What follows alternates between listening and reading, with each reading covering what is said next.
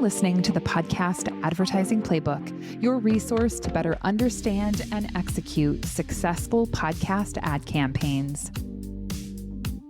Hello and welcome to the Podcast Advertising Playbook. I'm your host, Heather Osgood, and today you've got me, a solo episode. So a couple of weeks ago, I made a post on LinkedIn and it got just a ton of comments and engagement.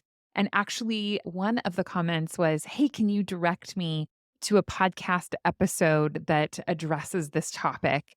And while I know I have talked about this particular topic several times, I haven't ever created a whole episode about it. So today we are going to be talking about why size doesn't always matter when it comes to audiences. So the post that I made was that I really felt like one of the myths in podcasting is that you have to have a huge audience to get advertisers. And that isn't necessarily always the case. So let's dive into this topic and kind of really just set the stage for what it is like to understand your audience. Now, I will start by saying size does matter. You do need to have a listening base in order to get results. But it's also really important to understand the motivations behind the campaign. Right now, we do have a lot of direct response advertisers that are in the space. So, because they are direct response advertisers, they are looking to get specific conversions. Now, you may have an advertiser that is not looking for that is not their goal. One of the commenters said that they had a very tiny podcast but they were able to get a contract with Unilever. Now, my guess is that with a Unilever contract on a tiny podcast, they really were looking to make that branding connection between the podcast and the brand. Now, this commenter also said that they had interviewed people like Oprah Winfrey and Sarah Blakely and some big names, right? So, what the brand is looking for in a case like this isn't necessarily how many gadgets did I sell from this ad.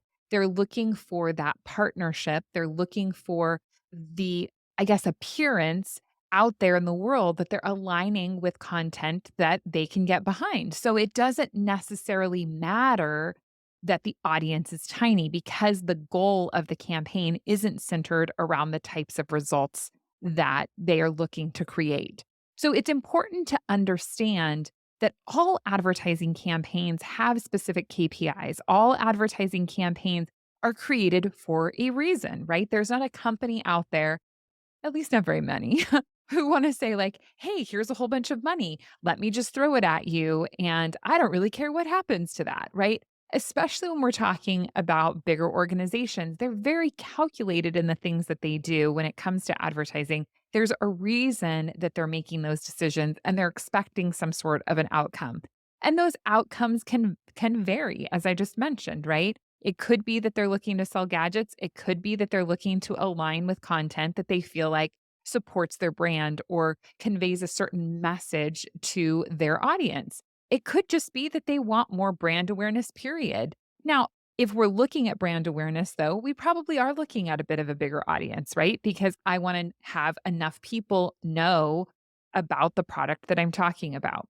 So, why is a tiny audience, or shall I say a smaller audience, sometimes better than a bigger audience? Those are really the things that I want to talk about today. And the first one that I want to bring up is that if you are reaching a podcast with a smaller audience, chances are it's a more engaged audience. So when we look at podcasts that are huge, they have, obviously hundreds of thousands, millions of people listening to these podcasts. And people are there because often there's a superstar attraction to that podcast. They're there because the information is very readily available, right? If I'm looking for maybe content and I want to see a speaker, maybe I'm going to find that speaker on Joe Rogan because he's got a million people on his show, right? So there's just more publicity around that podcast. So more people are going to find that podcast. That doesn't necessarily mean that each of those people is super dedicated to the show. When you have a smaller podcast, People are there because they really want that content, right?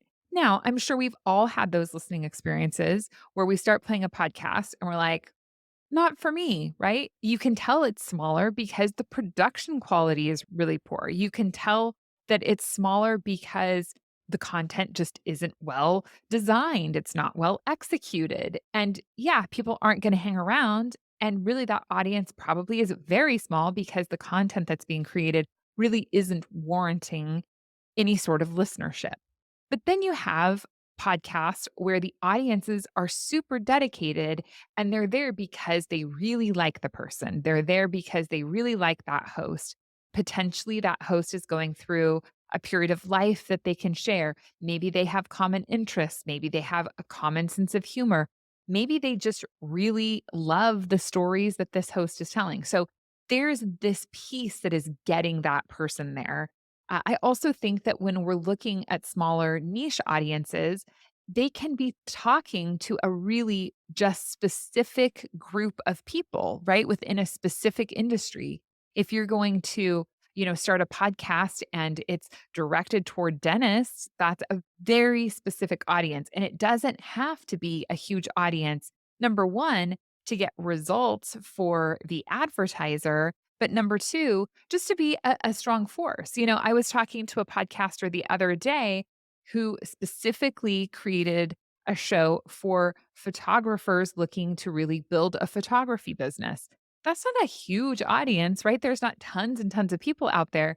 But this podcaster was able to get really nice ad buys because different photography companies were sponsoring her show because they were trying to sell products to photographers, right? That's a very specific niche audience, and people are there for a very specific reason. And that leads to a very high level of engagement. Now, I haven't talked about this in a while, and I want to bring it back up because I'm so excited, you guys. Next week's episode is with Rob Greenlee. I just finished recording it and we talk all about YouTube. So please make sure you check it out because it's really a great episode.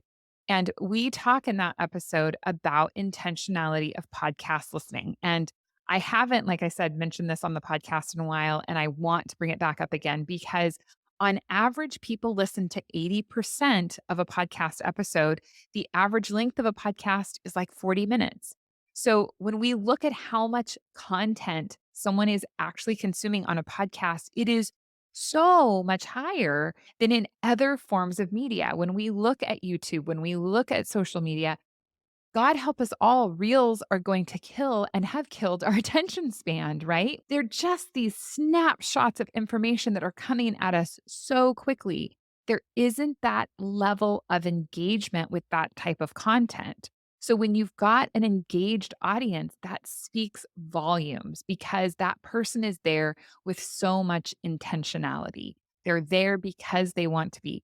You are listening to this podcast right now because you want to listen to it, right? There's 4 million other shows you could be listening to, but you're here listening to me talk about podcast advertising because it's a topic that is near and dear to your heart or something that you want to learn about. So you're here with so much intentionality, and that's why it's important.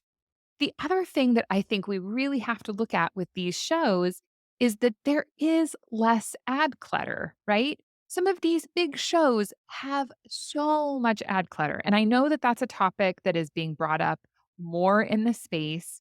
And I really do believe that it would be great for us to come up with some sort of metric, right? I know at True Native Media, we've come up with our own metric. But if you've got a certain number of minutes of the show, those minutes should only be represented by X number of minutes of ads, right? I know when I was in newspaper, we were very strict about that, right? You wanted your editorial to advertising content to be evened out. You didn't want to have a whole newspaper just full of ads. It had to have editorial content, and the editorial content had to much outweigh the advertising content for it to feel like a real publication. And I think podcasters really need to think about that when they are creating podcasts, that if you take a 30-minute show and you put in 15 minutes of ads, right? Or even 10 minutes of ads, that's a lot of ad to content ratio. And that's going to turn your audience off. There's only so many ads that a person can sit through, even if they're great ad reads, right? Even if they're engaging and interesting, when you get to, the fourth, the fifth, the sixth ad, people are just not going to pay attention. And when we talk about these larger podcasts, oftentimes, not always, but oftentimes they are really stuffing their shows with ads. So when you look at that more targeted, that more niche, that more engaged, that more intentional audience, it also often comes along with less ad clutter. So I think that that's really important for us to look at.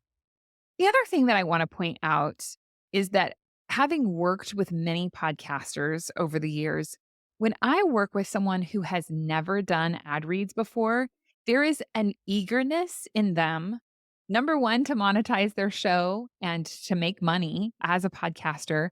But number two, there's an eagerness to do the ad read. There's an excitement about the products that they receive.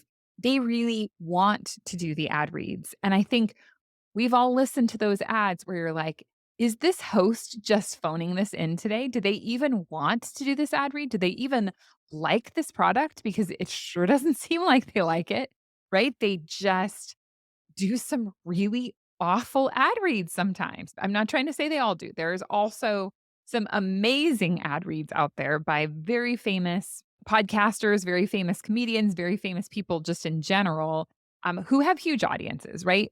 But I will say that oftentimes that smaller podcaster is excited for that brand. They're excited for that ad. They want the campaign to succeed. And there can be so much power in that. So, really, I just think that we need to think about all of these elements in podcasting. Now, as I mentioned at the beginning, you do have to have an audience of some size, right? Or else you're not going to be able to reach enough people to make it make sense. I know when I first started, gosh, this has been now so many years ago. But when I first started, I worked with a podcaster that had 500 downloads an episode. And it didn't work. Nobody wanted to buy her show. It was just too small because the audience was too small. And we also have to look at, you know, if the advertiser is looking specifically for a direct response from their campaign, they need to know that they're going to reach enough people to really make a return on their investment, right? They need to know that they're going to reach enough people that they can convert at some level. And if the audience is too small, then it might be too small. I typically use the number that 1,000 downloads per episode is a really good number to look at, right? If you're getting that, and I would even say 1,000 downloads a month if you're doing dynamic ad insertion. It's probably a bit on the small side. I would say 5,000 downloads a month is probably a better place to start. But, if you're getting some traction and if you've got an audience that's about that size, usually that's the time when it's okay to say, hey, like, let's invest in that show. Hey, let's try to sell ads on the podcast because we have enough general mass to make sense. But you don't have to have a massive show when you have so much intentionality behind it, because ultimately, everything that we're trying to do in podcasting is about human connection. It's about me communicating something to you that you want to hear, that you're eager and excited to hear about. And in that process, with marketing, with advertising, we have this ability to add another layer into that content to help promote a brand. And ultimately, that's what it all boils down to. And how can we make those connections? And do we have to make those connections on mega shows? And the answer is no, we don't have to make those connections on mega shows. And oftentimes the connections can be stronger on smaller shows. So I hope that this episode has been educational for you. If you haven't checked out my YouTube channel, go on over and check it out. You can listen to the podcast on YouTube Music. You can also watch the videos on YouTube, but please head on over and check that out. Thanks for listening. Don't forget about Rob Greenlee next week. Make sure you check out that episode, and I will catch you again next time. Bye-bye. Thank you for listening to the Podcast Advertising Playbook, your source to a better understanding of the podcast advertising industry.